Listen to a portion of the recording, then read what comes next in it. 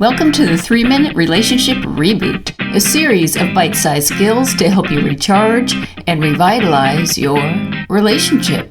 The next skill in this series is learning how to validate your partner's emotions, which is one of the most vital relationship skills of all. For starters, it's important to know that validating someone else's emotions is a learned skill, one that's not taught in school and more than likely wasn't modeled at home. Nevertheless, it's vital to learn. Let me give you an example of validating someone's emotions. When your partner says, "I've been waking up at 5 a.m. and going to the gym every day for the last 3 weeks. I've cut out sugar and carbs and just about everything I love for my diet. Well, I stepped onto the scale this morning, and guess what? I still haven't lost any weight. I just can't believe it." So let me ask you this. How would you typically respond? Would you give your advice? Would you give your opinion? Would you change the subject? Would you share your own experiences with working out and trying to lose weight? Well, if you do, you're probably only likely to agitate your partner's emotions. As an alternative, could you resist the urge to problem solve and offer your advice and instead just focus on cueing into her feelings? Try this.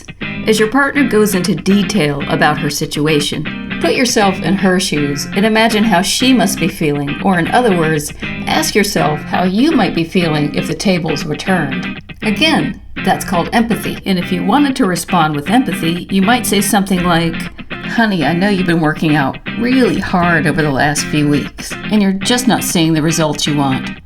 That must be really frustrating." Notice how you were able to verbally validate her by restating some of the details of her story, followed by the emotion you suspect she must be feeling, which in this case sounds like frustration. Look, I know this probably sounds like a lot, but this is just a skill, and like anything, a skill just requires practice. Hitting a tennis ball, learning an E minor chord on the guitar, riding a bike. It's just repetition. And with repetition comes mastery.